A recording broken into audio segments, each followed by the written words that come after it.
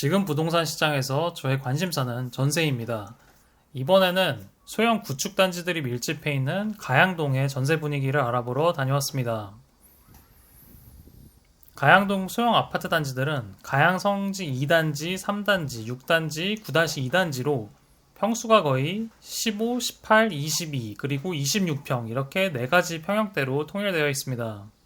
전세가는 일단 30년이 지나서 집 상태에 따라 가격 차이가 좀 있고 선순위 융자가 있거나 최근에는 전세 계약 갱신을 하면서 2년 전 높은 가격과 지금 시세의 중간 정도 금액대에서 갱신을 하거나 여월세를 주는 계약도 있어서 부동산에 물어보면 괜찮은 컨디션의 전세가가 대충 어느 정도인지 파악이 가능합니다.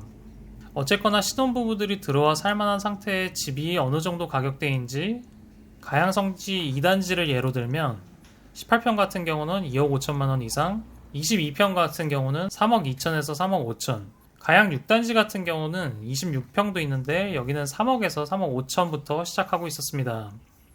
최근 2, 3개월 사이에 저렴했던 전세 매물은 다 계약이 된 상태이고 18평 같은 경우는 5천만 원에서 7천만 원 정도 회복이 됐고 22평 같은 경우도 1억 정도 올랐다고 합니다.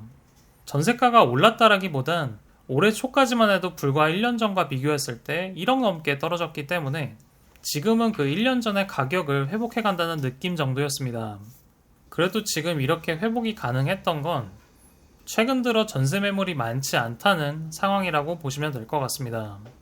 단지마다 평형대별로 많으면 3개 정도 있었고 최소 2인 정도 거주할 만한 깔끔한 22평 구조는 한두 개 정도 나와 있었습니다. 22평 같은 경우도 주말 하루에 5, 6팀 정도 보고 간다고 합니다. 22평 같은 경우는 집주인은 3억 5천 정도로 내놓았는데 청년 버팀목 전세자금 대출을 이유로 3억까지 낮춰서 계약할 수 없냐 이런 식의 임차인의 요구와 임대인들은 조금 더 기다리면 회복될 것 같은데 계약을 할지 말지 아니면 반전세로 할지 이런 밀당의 모습도 있었습니다. 임대인들도 단순히 전세를 더 높게 받고 싶다라기보단 여전히 2년 전보다 전세가는 더 낮은 상태인데 그래도 몇 달 전보다는 상황이 좋아지고 있으니 내린 가격으로 급하게 계약하고 싶지 않은 마음도 있다고 합니다. 매매가도 이번 봄보다는 1억 이상 회복했습니다. 26평 기준으로 전세가 껴있는 7억대도 있었는데 정상 입주 매물은 8억 이상 달라고 합니다. 지금 가양동 22평 아파트 전세가를 3억 5천이라고 봤을 때 비슷한 금액이나 조금 더 주고 김포나 일산에 30평대 전세도 거주가 가능한데 그만큼 가양동이 주는 장점들도 있어서 이곳을 찾는 것 같습니다.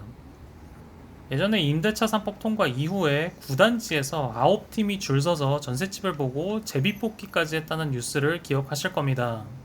가양동이 구축 소형임에도 불구하고 매매 전월세 모두 다른 주공단지들보다 가격이 높은 이유는 9호선을 타고 강남부터 김포공항까지 서울의 동과 서 양쪽을 한 번에 오갈 수 있다는 장점에 있습니다. 9호선 노선을 따라가 보면 500세대 이상의 아파트 단지에 1, 2인 가구가 선호하는 중소형 평수를 찾아보면 거의 없거나 가격이 높게 형성된 걸 알 수 있습니다. 비슷한 느낌의 상계주공이나 창동주공 그리고 광명에 있는 하안주공 단지들을 보면 4호선 그리고 7호선 정도가 지나가는데 상대적으로 두 노선 모두 부천, 안양, 삼본, 일기 신도시 같은 대체 가능한 택지들로 이어지는 노선이다 보니까 가양동의 아파트들만큼 희소성이 높지는 않은 것 같습니다. 그게 거주선으로 이어지면서 매매와 전월세 가격에도 반영되어서 좀 더 가격도 높고 빠르게 움직이는 것 같습니다. 또 상대적으로 일반 분양 아파트 물량이 많지 않은 것도 높은 인기에 한몫하는 것 같습니다.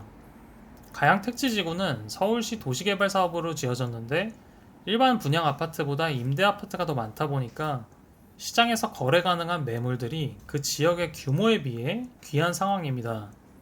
가양 4단지부터 9-1단지를 합치면 임대 아파트 세대가 8,400세대 정도 되고 일반 분양 아파트는 2단지부터 9-2단지까지 5,600세대 정도가 되는데 가양동 소형 평수로만 봤을 때 일반 아파트보다 임대 비중이 더 높은 지역입니다. 다행히 중대형 평수가 많았다면 더 귀했을 텐데 그래도 소형 평수들이 많은 건 다행이라고 해야 할까요? 소형 평수 위주의 배치이다 보니까 잠시 전월세로 들어왔다 나가는 수요가 많아 회전율 또한 높습니다. 아쉬운 점은 정착보다 거쳐가는 수요가 많다는 점입니다.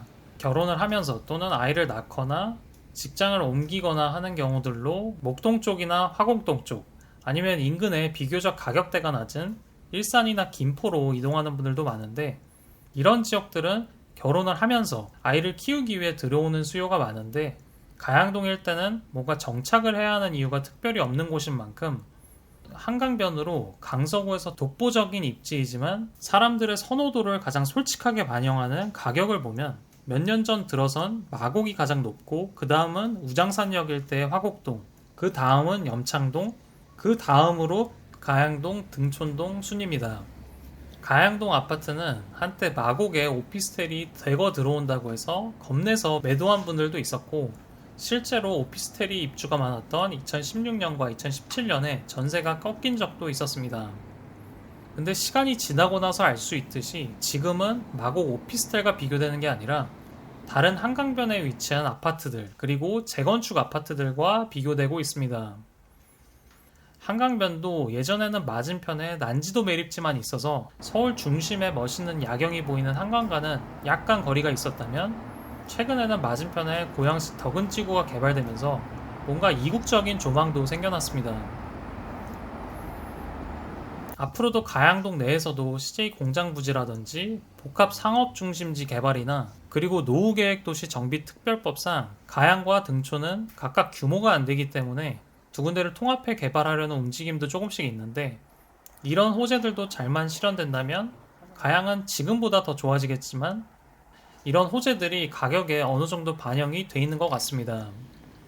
정리하자면 가양동 소형 아파트 단지들은 9호선을 이용해 주요 업무지구로 쉽게 이동이 가능해 광명이라든지 노도관 같은 구축 주공 아파트 단지들보단 매매가나 전세가가 높고 회복 속도도 더 빠른 모습이지만, 구축 소형 아파트라는 한계로 수요가 1, 2인 가구 위주에 나가고 들어오는 인구가 많다는 점에서 좀 아쉬워 강서구 안에서는 가격이 마곡, 화곡, 염창, 가양순으로 형성되어 있습니다. 그래도 한강 조망이 되는 재건축 아파트라는 점, 그리고 가양 일대 개발 사업들을 봤을 때 가격은 어느 정도 반영되어 있는 것 같다는 점입니다. 마지막으로 가양동이 그동안 비슷하게 움직였던 노원구 상계동과 광명 하안주공 단지들과 왜 가격 차이가 벌어졌는지 분석해보고, 가양동 아파트들과 비슷한 전국의 지역들 중에 아직 저평가된 곳이 있는지 찾아보는 것도 좋을 것 같습니다. 오늘은 여기까지 하고 다음에 더 좋은 영상으로 찾아뵙겠습니다. 감사합니다.